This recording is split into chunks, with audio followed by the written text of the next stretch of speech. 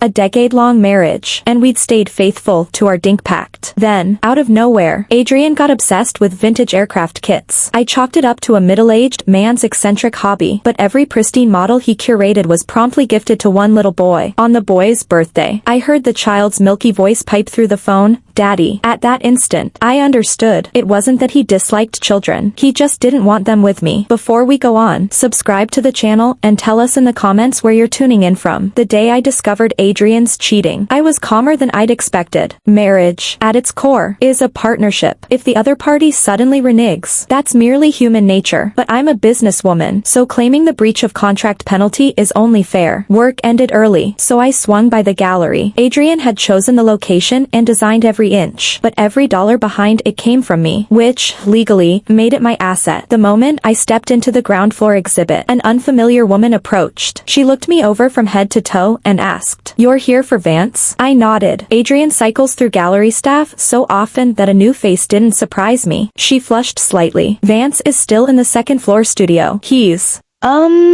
in the middle of things. He hates being interrupted when he paints, so you may have to wait down here." I gave her a long glance. Something felt off. On previous visits, no one had ever stopped me. Clearly the latest assistant training session had fallen short. I climbed the wooden stairs, my stilettos drumming a sharp cadence. The studio door stood ajar. Inside, a young shirt and jeans model sat poised on a chair. When Adrian saw me, he teased, "To what do I owe the honor of a surprise inspection from CEO Sterling?" I smiled. "Just making sure you don't run the place into the ground and cost me money." He wiped his hands. "Won't happen. Next week's solo exhibition will dazzle. I won't disappoint my investor." "Better not. Long day of meetings.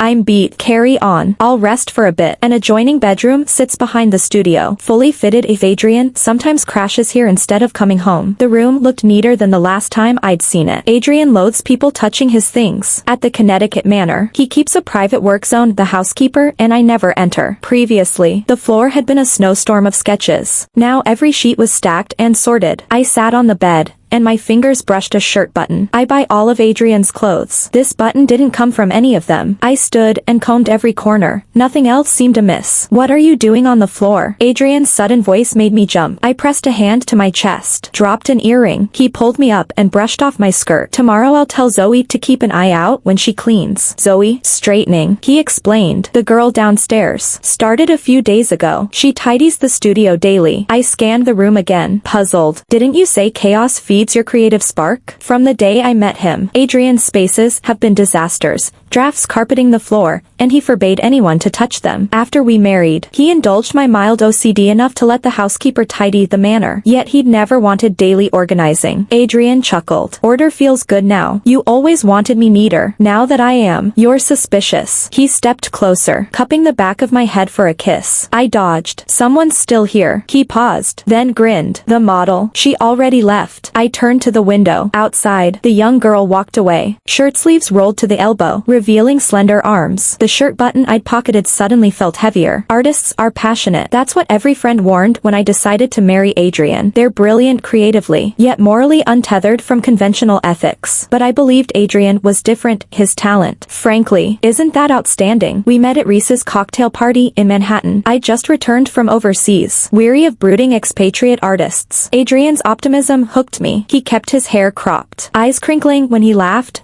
No cigarettes, no alcohol, hardly the stereotypical painter. My parents wanted me to marry some trust fund heir so our empires could merge once I inherited Sterling Industries. Yet I insisted on Adrian. Fame didn't matter. I had money, and money fixes everything. Reese joked Adrian must have been a temple incense burner in a past life, stockpiling karma to land a goddess like me. Post-wedding, Adrian stayed discreet. He knew every perk came through my connections and cash. So on the surface, he never gave me cause to doubt, except for that birthday phone call. Later, while he slept, I checked his phone, spotless, almost convincing me the word "daddy" had been a hallucination. I remembered the vintage aircraft kit he'd bought last month. he'd said it was for a model's kid. A thank you for the creative spark she'd given him. I hadn't pressed him then because I knew Adrian disliked children, but now everything felt different. He'd clearly changed. I tested the waters. Maybe we should have a baby. Adrian's hand, which had been drifting across my waist, stilled just as a knock sounded outside. Zoe watched us step out of the inner office, a flicker of unease crossing her face. Vance, I'm clocking out. If I don't leave now, I'll be late picking my son up from kindergarten. Adrian gave a small nod. I followed her slim back with my eyes. She looks so young. She already has a kid. Normal these days. Kids get on the internet too early, ignore their studies, chase idols all over the country, get naive and easy to manipulate. The ride home hit peak traffic. The car crawled. I rolled the window down for air and spotted Zoe in line outside a Brooklyn bakery, a child's hand in hers. The boy looked about 5. Wow, her child's that tall already? It was just a throwaway remark. But Adrian exploded. Why are you harping on about kids? We agreed, no children. Remember? He twisted toward the window, glanced once, then jerked back, meeting my gaze with sudden panic. Luna, sorry, I didn't mean to snap. Stress, I guess. Will you forgive me? I arched a brow, didn't answer, and looked past his shoulder. He's waving at you. Adrian turned. The little boy outside was stretching his hand toward him. He slammed the window up like he was shutting out a plague, watching the tight line of his jaw. I probed. Does that kid know you? He ran around the gallery once, totally annoying. He missed the stricken look on Zoe's face outside. Thinking I was still angry, Adrian switched topics to his assistant's leave. I stared at the traffic ahead. If Miles isn't back until next month, will you handle the Riverdale exhibition alone? Adrian has the usual artist's pride, witty outside, arrogant inside, so I'd hired him an assistant to sell the work and run the shows. Let Zoe come. She said she's never been to Riverdale. She can sightsee. He said it casually, as if it were nothing, unaware he'd already spoken her name too many times today. The moment we reached home, Adrian's phone rang. Emergency at the gallery. I've got to run. Don't wait for me for dinner. He grabbed his coat and left. I called several times before bed. He never picked up. The next day at the office, I had the gallery's security footage copied. 2 hours after Adrian went upstairs, Zoe slipped back in and stayed until 5 a.m. Until the truth stared me down. I refused to speculate. The gallery's second floor has no cameras, so there's no hard proof they spent the night together. But my gut demanded I vet her. Reese, expecting this, teased. Who'd have thought the Sterling CEO would waste time on soap opera stuff? Relax. I'll handle it. One more thing. If you do confirm Adrian's cheating, what then? I set my coffee down. Divorce. There's really no alternative. Reese gave a thumbs up. That's the Luna I know. Zero drag. Since taking over the company, I've dragged it into the modern age. Even father grumbled. Yet our valuation keeps climbing. The elders praise my vision, except on marriage. Young and reckless. I figured if other heirs could bankroll starlets, I could bankroll a painter. Partly eye for talent, partly a dare, but never an investment. I never expected returns from love. Now it's different. Cheating is one thing. A child is another. I flash back to the daddy I heard on his phone. If that boy is Adrian's. The affair started 5, maybe 6 years ago. I haven't shared the hunch with Reese. The fastest proof is a paternity test. But how do I snag the kid's hair? Reese was lightning fast. Within 3 days, Zoe's whole file lay on my desk. Accepted to NYU after high school. Dropped out in 3 months, likely pregnant. No marriage license on record. She raised the kid in Riverdale until last year, then moved to Manhattan. Oh, and she's living in a condo registered under Adrian's name. The news hummed in my skull. My hands shook. Adrian once taught at NYU. My pull got him the post, then quit. Whining about lost freedom. If they were already involved then. Reese, oblivious to my reaction, kept talking. Probably a naive kid scammed by some jerk. Adrian felt sorry. One thing led to another. I didn't care to untangle their origin story. A real businesswoman knows when to cut her losses. I speed dialed Miles at once. Tell the exhibition team in Riverdale that Adrian is pulling out of next month's show, and that he's off the circuit for good. Audible shock crackled down the line. Ever since Adrian and I had become an item, I'd been funneling every connection I owned his way, turning him from a nobody into a minor name. The gossip columnists loved to say Luna discovered a mule and bankrolled it into a racehorse. There's one more thing, I added. He owns a condo on the Upper West Side. Run a title search and tell me when he bought it. Only after I hung up did I notice how cold my cheeks were. Every dollar I ever sank into him can be clawed back, but the years I spent believing, those accrue no interest. fast. The phone vibrated. Adrian. I let it ring twice before answering. We spoke at the exact same instant. About the Riverdale exhibit next. Sorry, Luna, he broke in, but I'm bailing on next week's show. Tell Reese I'll cover every cent of the breach of contract penalty. He hung up before I could answer. Adrian never skips a chance to preen under gallery lights. He lives for applause. This is the first time he's walked away from a spotlight. When I called back, his phone was dead. 5 full days passed before he resurfaced. Luna, my father's in the hospital. Could you come home? Richard and Evelyn Vance have never warmed to me. When we announced our engagement, they were ecstatic. Another patron had spotted their son's genius. But the wedding was a Luna-curated production. Their opinions were never solicited. From that day on, they complained I lacked the proper deference of a daughter-in-law. Relations iced over completely when Adrian and I declared our dink pact. No children. Ever. They decided I was barren and stringing their son along to let the Vance line die out. 10 years of marriage. And I've seen them maybe 6 times. I let the GPS guide me to the hospital in Westchester. Zoe was already there. I looked at Adrian, waiting for an explanation. He glanced toward the private room and lowered his voice. Luna, don't read into it. Zoe's just worried about Dad. He took the gift bag from my hand, reaching for the door just as a robust baritone boomed inside. What's she doing here? Married to Adrian 10 years and not one grandson? She's trying to end the Vance name. I swear. Evelyn patted his arm. Hush. She'll be here any second. Why hush? These rich types are all schemers. She knows she can't have kids. That's why she latched onto Adrian. What other man would want her? All the sterling money in the world won't matter when their company passes to strangers. The moment she walks in, we make her sign divorce papers. Adrian flushed crimson and pushed the door open. Dad, Luna's here. Richard rolled over with a grunt, refusing to look at me. Evelyn studied the hamper I'd brought, smiles layered like varnish. Don't mind him, dear. Illness makes him lash out at everyone. I shook my head and said it was fine. Embarrassed, Adrian muttered a few pleasantries and ushered me into the corridor. Luna, don't take Dad's rant to heart. They're old. We have to make allowances. When we're back in Manhattan, I'll make it up to you, okay? He tugged my earlobe the way he does when he wants effortless forgiveness. I dug a crescent into my palm and forced a hurt, wobbly tone. He's not wrong. We're past 30 and still childless. Of course they panic. Adrian sighed. I watched the hesitation flicker across his face. What if we had a baby? We're not that old yet. He was the one who demanded the dink pact. I'd simply shrugged and agreed. His expression froze. Hands on my shoulders. He adopted the tender mask I know too well. Luna, I can't stand kids. Don't cave in to my parents. Besides, pregnancy is brutal. I won't watch you suffer. Adoption. Then, he recoiled as if scalded. Out of the question. An adopted child comes with built-in distance. And I refuse to watch you exhaust yourself. Before he could spin further, Zoe appeared. Vance, your father needs you. I watched them climb the stairs and slipped in my earbuds. Beneath the bouquet I'd delivered, a voice recorder blinked. I'd planted it on impulse. Seeing Zoe in the ward told me the gamble was worth it. The playback was crystal clear. Adrian, when are you filing for divorce? He hesitated. Zoe softened her voice until it dripped. Vance, Max keeps asking for his daddy. Do you want him teased in first grade for having no father? Marry me this summer, and I'll pretend I never saw you with that lingerie model. I won't bring it up again. So the shirt button I found in the studio really had come off Cassie's blouse. Adrian's facade is flawless. I assumed that even if love cooled, he'd honor the decade I'd bankrolled him. Turns out he's cavorting in the very gallery I lease for him. Nausea clawed up my stomach. Inside the room, the negotiation rolled on. Settle this next month, Richard ordered. My grandson will not carry another man's name a day longer. Divorce the second you're home. 10 childless years. And your mother and I can't even lift our heads at the country club. Adrian's voice carried a note of helplessness. Dad, you have to give me time to plan this. She's sunk millions into me. If I blurt out a divorce, she'll never agree. And if she finds out I already have a kid on the outside, she might even sue me for damages. I don't care how you do it. I want my grandson. And Zoe has raised that child alone for 5 years. You, as the father, owe her that much. As for Luna, toss her 20 grand and call it a token of appreciation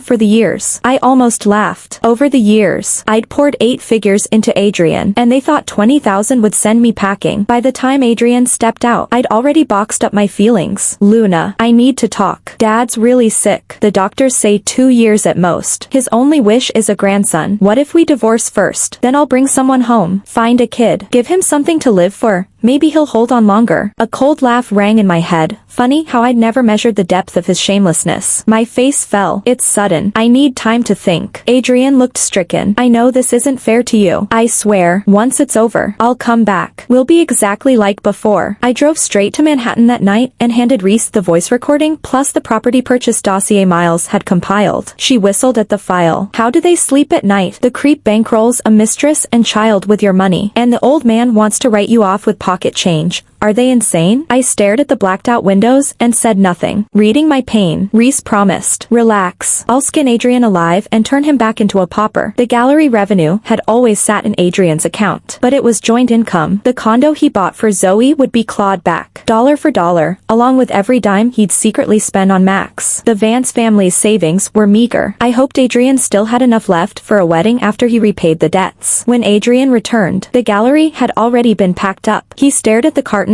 and realized they held his canvases. Luna, what's happening? I kept my tone neutral. A project misfired and cash is tight. I'm selling the gallery. What? His shout echoed off the walls. Around him, the exhibition space he'd once been proudest of was gutted, demolished 3 days earlier on my orders. Sorry, darling. I need liquidity. Once we're through the rough patch, I'll build you an even bigger gallery. Oh, and the house is on the market, too. All proceeds to keep the company afloat. Adrian's eyes looked ready to pop. Where are we supposed to live? Relax, sweetheart. We've still got the Hamptons villa. If that has to be mortgaged, we can always move into the Sterling ancestral manor in Connecticut with my parents. His face drained from green to white. A few days away, and the world had pivoted beneath him. At midnight, I heard Adrian take a call. A small voice floated through the speaker. Daddy, Daddy, each syllable razor clear. Honey, have you been unfaithful? Adrian jolted. The phone hit the rug. Luna. The call was still live. Zoe. Adrian. Max refuses to sleep lately. Crying for you. When are you finally divorcing her? Reese told me the weather in LA's gorgeous. Let's honeymoon there once we're married. Your mom's on board. She'll watch the kids while we enjoy our alone time. She even says we should try for a little girl this trip. Adrian scrambled to end the call. I rose and poured myself a glass of water. Let's talk. There was no point left for masks. Guilt flickered across his face. Half real, half stagecraft. Luna, I never meant to hide it. I was drunk. Things happened. Later, she showed up with the child. I couldn't shirk responsibility. After the divorce, I'll make it up to you. I swear. Consider it reparations for the mistake I made back then. I nodded. All right. I drew out the divorce papers I drafted days earlier and placed them in front of him. The moment he saw the columns of debt, his pen froze. Why am I on the hook for all this? I widened my eyes innocently. Darling, we vowed for richer or poorer. The company's in crisis. A little leverage debt is normal. After a decade together, you can't abandon me now. He bit back fury. These are your loans. Why should I shoulder them? Don't push me. Luna, push you? I slid the documents detailing his condo purchase across the table. You funneled our money to buy Zoe a home, and you think I'm the one crossing the line? He shot back. That cash came from the gallery, earned under my name. I'll spend it however I damn well please. Fine. Refuse to sign, and we go to court. I'll reclaim every penny you lavished on Zoe. Adrian jabbed a finger at me, breath ragged. They were right. You're heartless. After all these years, you'd actually scheme against me. You don't have a soul. Watching the anger twist his face, I felt an inexplicable, airy satisfaction. Whether I have a heart or not isn't for you to decide. The final word belongs to the judge. I'll give you one night to think it over. I expect to see your signature on the papers by breakfast. When I came down the next morning, Adrian slapped the agreement onto the counter, black-faced. The moment the divorce decree comes through next month, we're square. I shook my head. Darling, we're square only after every last dollar of debt is paid. He gave a cold laugh and turned toward his room. I reminded him, the gallery's been sold. Have your paintings moved out by tomorrow. Adrian hauled everything to Zoe's apartment. Within a week, the collection agent's knocks echoed through the door. Unable to find a buyer for his canvases, he sold the flat and retreated to his hometown in upstate New York with Zoe and the child. I watched the wire hit my account and couldn't suppress the smile. Adrian knew those ledgers weren't legally his burden, but he also knew litigation was pointless.